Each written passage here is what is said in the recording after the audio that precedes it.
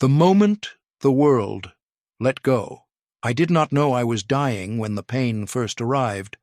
I thought it was just another wave of exhaustion, another burden my body would carry the way it always had.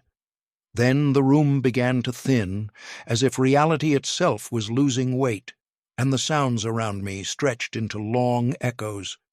I heard a monitor crying out in frantic beeps, voices calling my name, hands pressing on my chest, but all of it felt distant, like I was already halfway down a long corridor. My breath would not come, no matter how hard I commanded it to. Fear rose sharply at first, burning and animal, but it was quickly swallowed by something heavier, a knowing. I remember thinking, so this is it. This is the door everyone pretends isn't there. And then, with a strange gentleness, my body released me. The pain stopped instantly, like a switch being flipped, and I felt myself lift. Not upward exactly, but inward, as if I were falling into a deeper version of myself. The world I left behind dimmed into a gray blur, and what replaced it was not darkness, but depth. Light surrounded me, not blinding, but alive, breathing, moving, aware. I could feel every thought I had ever hidden vibrating inside that light. There was no sense of time, yet everything felt urgent. I became aware that I was standing, though I had no feet, and that I was seen completely. Not watched, known. Every justification I had ever rehearsed, every excuse I had polished to sound moral, began to peel away without anyone touching them. Shame washed over me, not because I was accused, but because truth was present. I realized with sudden clarity that death had not erased anything. It had exposed everything. Then I felt him before I saw him. A presence stepped forward from the light, and my awareness collapsed inward like a bowing flame. When I looked up, my knees, if I still had them, would have given way. Jesus stood before me, and he was nothing like the softened images I had carried in my mind.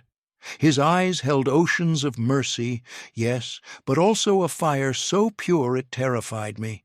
His gaze passed through me, and I knew there was no border here, no language, no culture, no defense that could stand between his truth and my soul. I tried to speak, to explain myself, to remind him of the good I had done, but my mouth could not form the lies I had once believed. He spoke first, his voice calm and steady, like thunder wrapped in compassion. "You have crossed many borders in your life," he said, "but now you stand where only truth remains." I felt myself unravel. I understood, in a way that pierced me, that eternity did not operate on the systems I had trusted on earth. Titles, labels, alliances, and even intentions had no weight here unless they were rooted in love. Jesus looked at me, and though his expression was gentle, his words carried the gravity of finality. "Men argue over borders," he said softly, "but eternity has only one gate." At that moment, I knew I was not here to be comforted.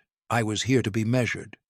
And as his presence pressed closer, the light around us began to shift, as if preparing to reveal something I was not yet ready to face. The weight of being. Seen, when Jesus gestured forward, the light around us folded open like a veil being drawn aside, and I felt myself pulled into motion without moving. Scenes from my life rose around us, not as distant memories, but as living moments, sharp and undeniable. I watched myself speak words I had long forgotten, felt again the cold intentions behind polite smiles, the quiet pride I carried when no one corrected me. Each moment appeared balanced on an invisible scale, and I realized with a growing dread that nothing was edited for my comfort. Even the moments I had called necessary or justified were shown in their naked truth. I wanted to look away, but there was nowhere else to look. This was me, stripped of narration, stripped of excuses. Jesus walked beside me through these moments, his presence steady, unhurried. "Do you see?" he asked, not accusing, but inviting, "how carefully you learn to draw lines?" His words pierced deeper than the images. I saw how often I had decided who was worthy of patience, who deserved compassion, who belonged within the borders of my concern. I had called it wisdom, discernment, even righteousness. Here it looked like fear dressed in authority. I felt the ache of regret bloom inside me, heavy and suffocating. "I didn't mean to," I whispered, though I wasn't sure who I was speaking to anymore. Jesus stopped and turned to me, his eyes holding both sorrow and clarity. "Meaning well does not erase what love required and you withheld," he said gently. Then came the moments I had been proud of, the charity, the prayers, the public faith. For a brief second, relief stirred in me, but even these were weighed, not by appearance, but by motive. I saw the subtle hunger for recognition, the quiet calculations, the times I obeyed out of fear rather than love. It was unbearable to witness, not because I was condemned, but because I finally understood how shallow my understanding of goodness had been. Jesus did not raise his voice, yet his words carried an eternal finality.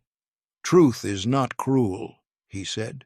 "It only feels cruel when mercy has been misunderstood." As the visions faded, I felt smaller than I ever had, not diminished, but reduced to what was real.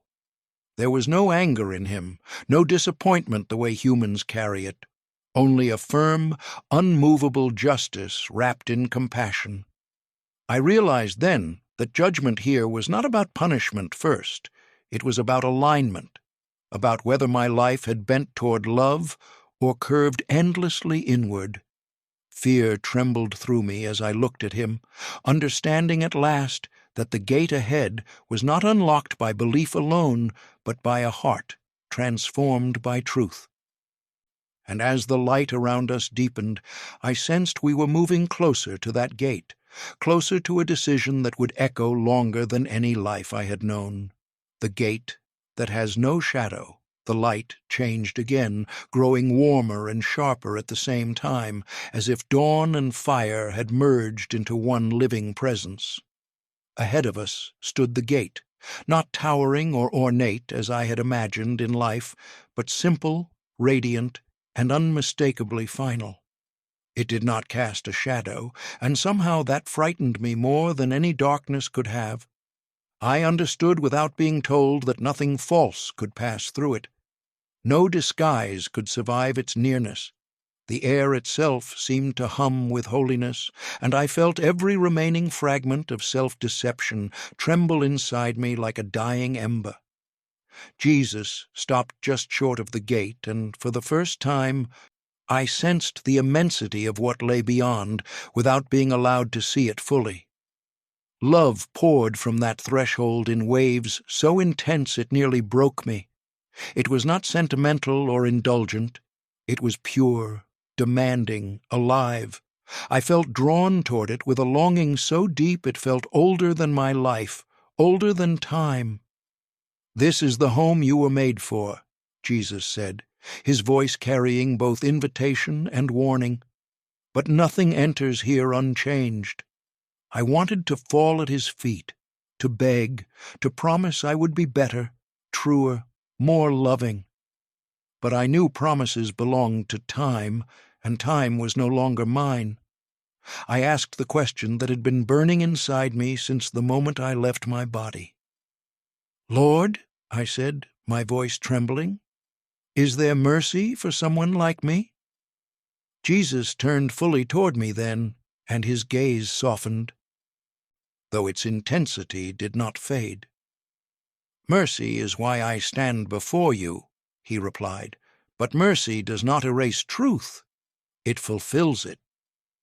As he spoke, I felt the weight of every choice I had made pressing against my soul, not crushing me, but shaping me, revealing where I had resisted love. I realized then that judgment was not an external sentence being passed. It was the natural exposure of who I had become in response to grace. Beyond the gate I caught glimpses, brief, overwhelming flashes, of heaven's order, souls radiant with humility, joy flowing like a living river, worship that was not performed but breathed, and intertwined with it all was an awareness of earth, fragile and aching, held in a balance I had never perceived while alive. Every act of love had sent ripples here. Every act of cruelty had left scars. There were no small choices. There never had been. My heart broke open at the realization, and tears, if such a thing existed there, burned through me. "I didn't know," I whispered. Jesus answered, not unkindly, "You were shown many times." He stepped closer, and the space between us felt like the narrowing of an eternity. "Borders matter to men," he said again, his voice echoing through my being, "because fear needs lines to feel safe. But eternity has only one gate, and it is love." I understood then that this gate would not be forced open by pleading nor barred by cruelty. It would respond only to truth embraced, to mercy received and given. And as the light intensified, I sensed that the next moment would reveal not only heaven, but whether I was willing to let go of the last thing separating me from it, myself. When mercy burned like fire, as I stood before the gate, something within me resisted, a final tightening I had never noticed while alive. It was not disbelief, it was control. Jesus looked at me with a sadness that felt ancient, as if he had seen this struggle in countless souls before mine. "You want mercy," he said quietly, "but you are afraid of surrender." His words struck me harder than any accusation could have. I realized how often I had accepted forgiveness in theory while clinging fiercely to my right to define myself. Here that illusion dissolved. The fire of his presence did not threaten me, yet it burned away every lie I had wrapped around my identity. The light around us intensified, and I felt my life again, but this time not as scenes, but as weight. Love given freely felt light, almost buoyant within me. Love withheld felt dense, heavy, pulling me backward from the gate. I cried out, not in pain, but in grief. "I thought I loved," I said, my voice breaking. Jesus placed his hand over my heart, and the touch carried both tenderness and authority. "You loved where it was safe," he replied. "But love without sacrifice is only affection." The truth of it shattered me.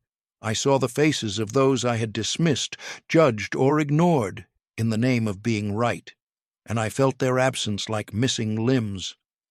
Then something unexpected happened. The fire that had felt exposing began to feel cleansing. Each time I released a defense, every time I let go of the need to justify myself, the weight lessened. Mercy, I learned, was not permission to remain unchanged. It was the power to be remade. Jesus spoke again, his voice firm yet full of longing. "I have already paid the price for every sin you see," he said, "but you must decide if you will carry them still." I understood then that even grace could be resisted, not by rebellion, but by refusal to be transformed. For a moment that felt like an eternity, I hovered between the gate and the fire, between who I had been and who love was calling me to become. I looked at Jesus, truly looked at him, and saw the scars, real, radiant, eternal. They were not symbols, they were history. My resistance finally broke, not out of fear, but out of awe. "Take it," I whispered, "all of it." And as I surrendered, the fire surged through me, not destroying but restoring, reshaping me from the inside out. When the light settled, I felt different, lighter, clearer, painfully aware of how close I had come to choosing myself over eternity. Jesus smiled then, not in triumph, but in joy. "This," he said softly, "is why the gate is narrow, not because I wish to keep souls out, but because only love can fit through." And as he turned toward the gate once more, I sensed that what lay ahead would reveal not only heaven's beauty, but the cost at which it had been made open at all. The balance between heaven and earth. As the gate opened, not fully but enough for understanding to pour through, I was shown something that unsettled me more than judgment itself, the balance heaven keeps with earth. It was not distant, not detached.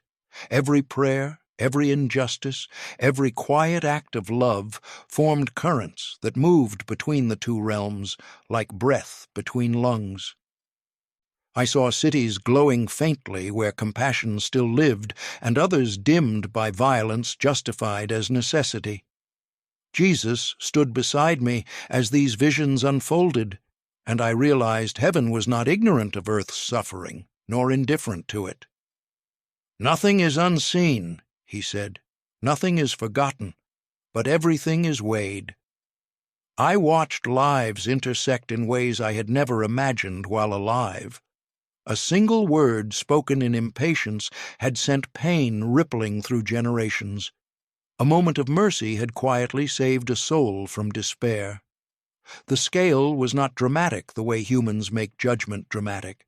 It was precise, holy, exact.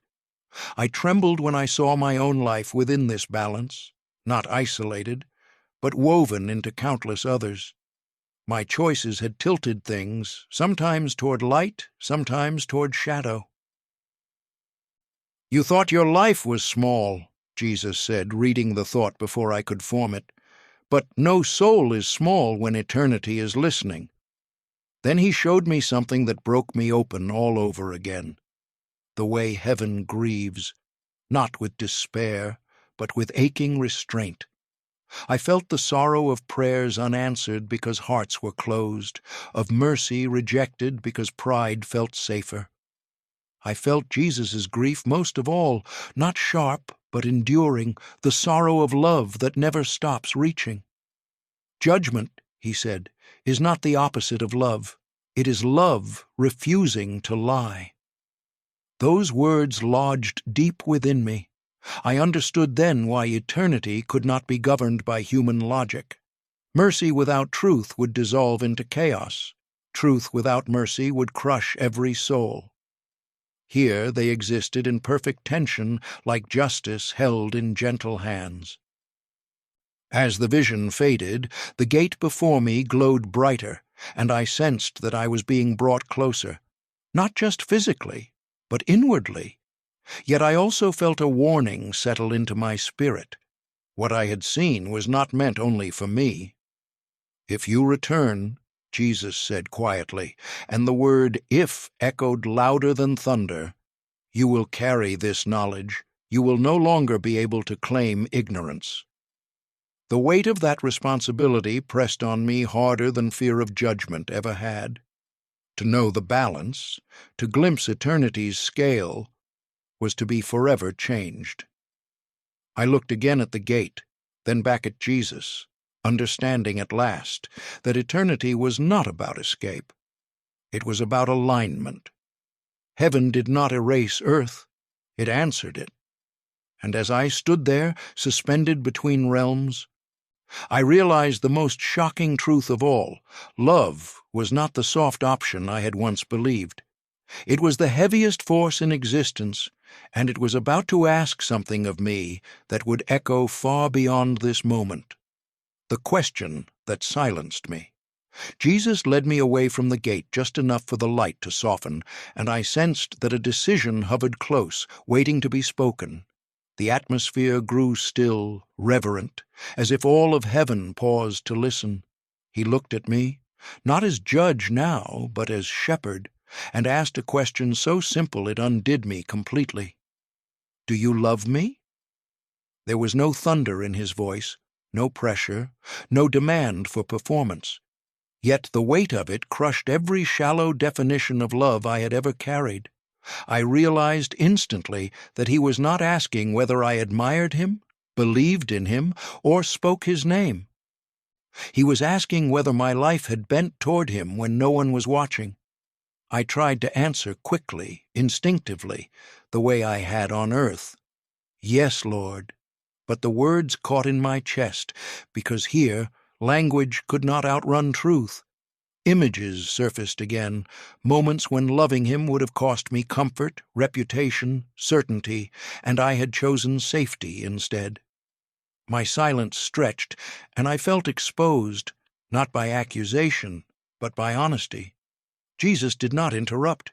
He waited, and in that waiting I understood something devastating.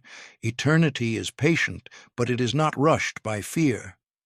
When I finally spoke, my voice was quiet, stripped bare. "I wanted to," I said. "I thought I did, but I was afraid." The confession felt like tearing my soul open. Jesus stepped closer, and I felt the depth of his compassion like a tide. "Love always reveals fear," he said gently, "and fear builds borders where none are needed." I remembered the title I had once clung to, the beliefs I had used to separate myself from others, the quiet sense of being right that had kept me from being kind. He showed me then how often I had mistaken obedience for intimacy, correctness for devotion. "You followed my words," he said, "but you guarded your heart." The truth stung because it was precise. Then came the most unexpected part. Jesus did not ask me to defend myself. He did not list my failures again. Instead, he asked, "Will you trust me now?" The question echoed through everything I was. Trust, not effort, not proof, not penance. Trust meant letting him define love, define justice, define me. I felt the last of my resistance surface, trembling and fragile. To trust him fully meant releasing the need to understand everything, the need to be in control, the need to feel deserving. It meant stepping into love without armor. "I will," I said at last, and this time the words were not rushed. They were surrendered. The moment I spoke them, something shifted, quietly, profoundly. The light around us warmed, and I felt the nearness of the gate again, not as a threat, but as a homecoming. Jesus smiled, and there was relief in his expression, as though a long search had ended. "Then listen carefully," he said, "because what you have seen must not be wasted." And I knew then that the final part of this journey would not be about where I was going, but whether I was being sent back. The choice between staying and returning. The light around us deepened into something almost unbearable in its beauty, and for the first time I sensed what it would mean to remain. Peace here was not passive, it was alive, steady, unbreakable. There was no anxiety, no striving, no need to prove anything. I felt known and loved without effort, and the longing to stay surged through me like a tide. Every ache I had ever carried loosened its grip, and I understood why souls would never want to leave once they crossed fully through the gate. This was rest beyond sleep, joy beyond relief. I whispered, almost ashamed of how desperately I wanted it, "Please, let me stay." Jesus did not answer immediately. Instead, he showed me earth again, but this time not in balance, but in need. I saw faces I recognized and others I had never noticed while alive. I saw quiet suffering behind closed doors, faith flickering in fragile hearts, love waiting to be chosen in moments that seemed ordinary. I saw how easily people mistook borders, national, religious, personal, for truth itself, and how fear hardened those lines until compassion could no longer pass through. Jesus' voice carried sorrow and resolve as he spoke. "Many speak my name," he said, "but few understand my heart." I felt the weight of his words settle into me like a calling. Then he looked at me again. and the choice was laid bare without force or coercion. "You may stay," he said, and the joy of it nearly shattered me. "Or you may return." The word return fell heavy, filled with pain, limitation, and risk. To return meant forgetting parts of this clarity, struggling again in flesh and time, being misunderstood, doubted, ignored. It meant carrying truth into a world that often resists it. I felt torn apart by the decision. Staying felt like reward. Returning felt like sacrifice. And I suddenly understood why love was always measured by what it was willing to give up. I looked at Jesus, at the scars still radiant in his hands, and the answer formed before fear could silence it.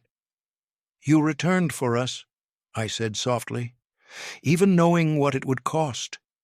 He nodded, his eyes shining with something like hope. "Love does not cling to comfort," he replied. "It goes where it is needed." My heart broke open all over again, but this time with purpose. I realized that if I stayed now, I would keep what had been given to me. If I returned, I would offer it. "I'll go back," I said, my voice steady despite the grief rising in me. The moment I spoke, heaven did not grow distant. It leaned closer. Jesus placed his hand on me, and the touch carried both blessing and burden. "Remember this," he said firmly. "Borders matter to men. Eternity has only one gate.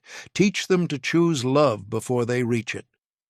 The light intensified, and I felt myself beginning to fall, not away from him, but back toward the world I had left. And as the sound of eternity faded, I held on to one truth with everything I had left. I was being sent, not spared. The breath that brought me back. The descent was nothing like the leaving.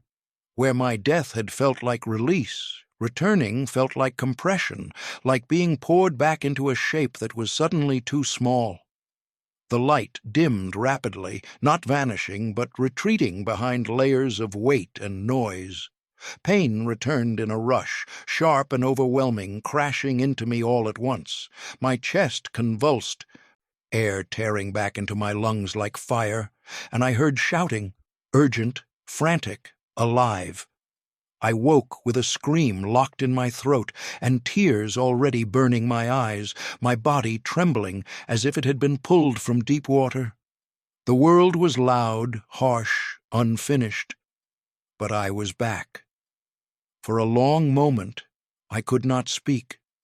I lay there, staring at a ceiling that felt unbearably solid, my heart pounding with the memory of a gate that had no shadow. The weight of what I had seen pressed on me harder than the pain in my body.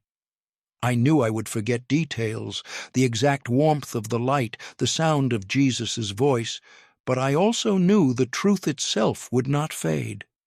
It was carved into me now. Love is not optional. Truth is not negotiable. Mercy does not erase judgment. It fulfills it. I wept openly, not from fear of death, but from grief over how lightly I had once lived. In the days that followed, I found myself unable to return to the comfort of old arguments.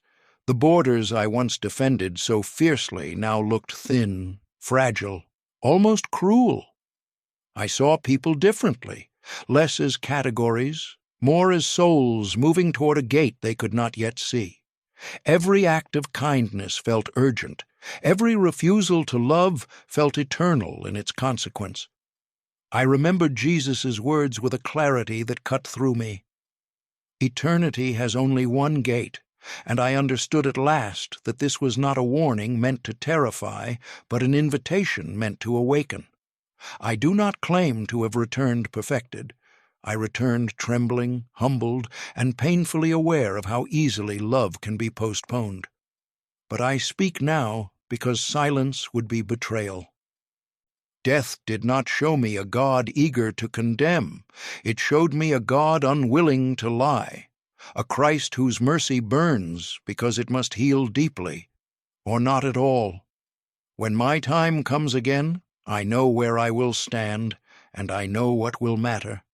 Not where I was born, not what name I defended, not how right I thought I was.